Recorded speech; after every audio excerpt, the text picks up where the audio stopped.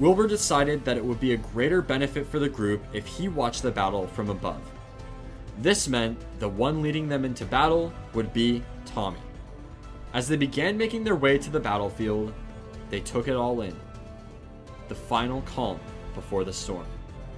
The last peace.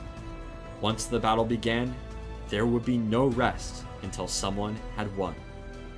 And having had their moment of peace, both armies moved into position. Let the war begin. The battle began on Tommy's front lawn. Dream and his men held Tommy's power tower while the L'Manberg army stood in the grass. As the enemies stared each other down, they both waited for the first move to be made. Then, a shot was fired by Dream. But it was nowhere close to the opposition. Confused, everyone thought he missed. But he didn't. This was the first trap of the war and managed to take out Fundy. Immediately, the L'Manberg army retreated inside Tommy's house as arrows began to rain down from above. Totally undergeared, Tommy crafted a bow and missed the only shot he had. It had been less than a minute since the first shot was fired, and they were already backed into a corner. As Tommy began to retreat, Wilbur pulled everyone back. They had to hold their ground. Placing half slabs on the windows, the men began returning fire. It didn't take long for them to realize that their shots weren't doing much. They needed another plan. Tommy suggested purling on top of the tower and knocking them all off. But Tubble reminded him that Dream had his end crystals from when they killed him earlier. Fundy, however, had a better idea. Using an invisibility potion, he would sneak up the tower, knocking all of them off and escaping unseen. This would be their next plan of action. But as everyone walked outside to draw fire away from Fundy, they realized the arrows had stopped being fired, and Dream's army was falling back to Ponk's tower.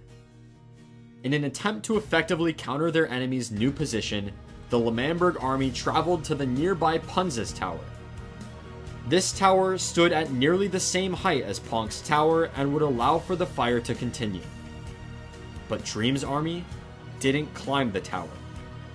This meant that when Tommy and Tubbo reached the top and began firing down, the Dream SMP army could not shoot high enough to hit them. They were completely safe. Because of this, as well as fire from the rest of the L'Manberg army down below, Dream ordered his men to retreat once again. This was huge. Somehow, completely outgeared, L'Manberg was driving Dream's army out of their own land. And with this victory, Eric convinced the rest of the group to join him in L'Manberg, for he had been grinding for a secret weapon. Something that would turn the tides of the war and secure victory. A surprise attack. But something was off. As the group moved closer and closer to the final control room, they only became more and more confused. Until they were all there, gathered around a single wooden button. Tommy could not handle the suspense and pressed the button. The room fell silent. Then, the unthinkable happened. There's nothing in the chest. Eric? Get out! Down with the revolution, boys. It was never meant to be. Just like that. They all had nothing. All of their armor and weapons had been stolen or burned, and they all retreated to the van. The place where it all began, to take inventory and come up with another plan. Before long, it became even clearer that they had absolutely nothing. This meant they would have to resort back to the core beliefs of L'Manberg, winning through words. Wilbur, alone, attempted to negotiate with Dream, but it was no use, and yet another ultimatum was set.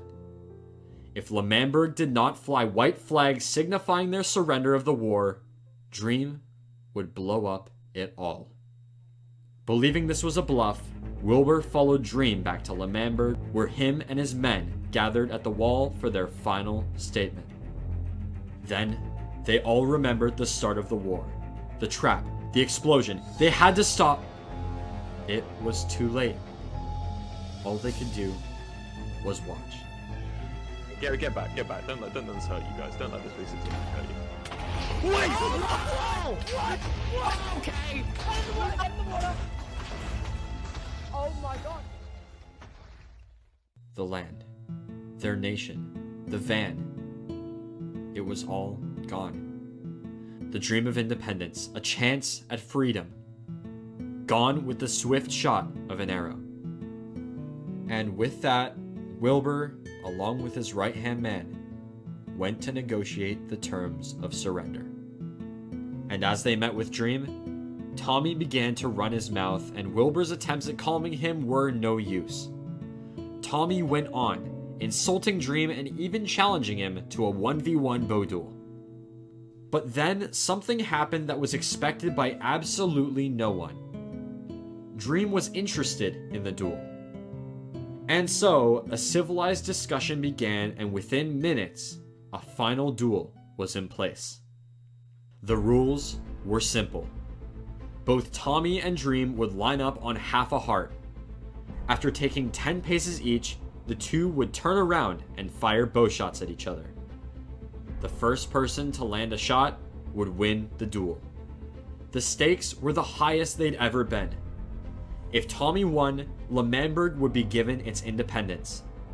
But if Dream won, not only would L'Manberg lose its independence for good, but Tommy would have to give Dream Mellowhigh, one of the 2 discs he won back from Dream in the First War. With everything on the line, the sun fell low in the sky, and it was a showdown. The creator of the server and most powerful man there versus Tommy, the scrappy 16-year-old with a dream of freedom.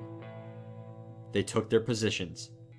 Wilbur stood in the center and would be counting off their 10 paces. The fate of L'Manberg was now in the hands of Tommy. All his friends could do was watch and pray. The count began. 1, 2, 3, 4, 5, 6, 7, 8, 9. The world stood still. And then 10 paces fire.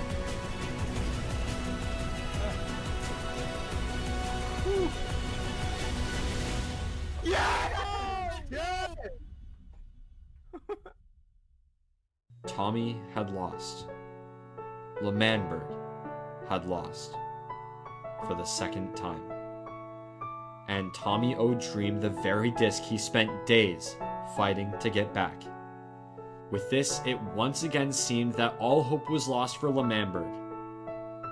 But in one final twist, Tommy had an idea.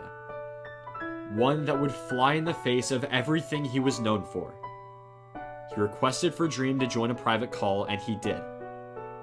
This is what happened. Dream, I know what you want from me. I'll give you both of the discs if you let us have our independence. Both of them. Wait. That is a very, very interesting deal. That is very selfless of you. Those are your discs. For the Manberg, you know? For Wilbur, for Tubbo. Okay, I will... How about this? I'll grant you technical independence for both discs. We will not go into your grounds unless we're allowed, and we will... You respect us. Yeah, just independence, Yes, we man. will Just respect independence. you. Tommy, despite for his entire time on the SMP thinking only of himself and his own wants and needs, laid down his most prized possessions for the greater good of their nation.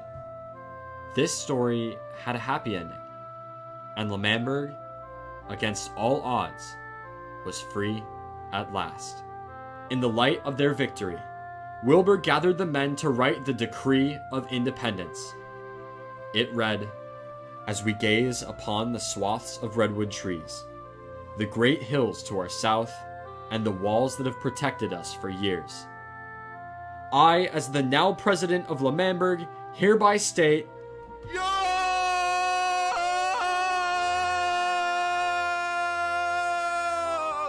Suck it, green boy!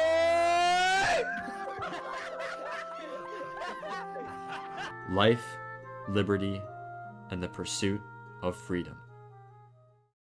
As the sun set on their new nation, Tommy and Tubbo returned to the bench outside Tommy's house. There, they played a different disc to celebrate their independence.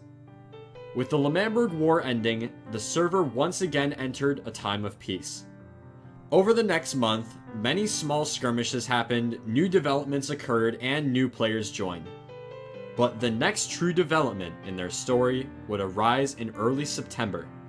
With Wilbur being the self-elected president of L'Manberg, many of the new players upon hearing this titled him a dictator. What resulted from these accusations sparked a new era in the storyline. A different kind of war. This was the first annual L'Manberg election.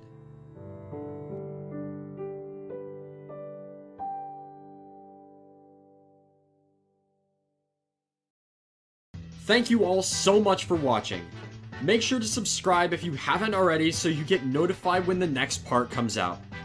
Make sure to go join my Discord so you can talk to me, make new friends, and get announcements about things like upload time. Comment down below your thoughts on the video and what you think could be better. Anyway, I hope you all have an amazing rest of your day, and I'll see you all in the next video.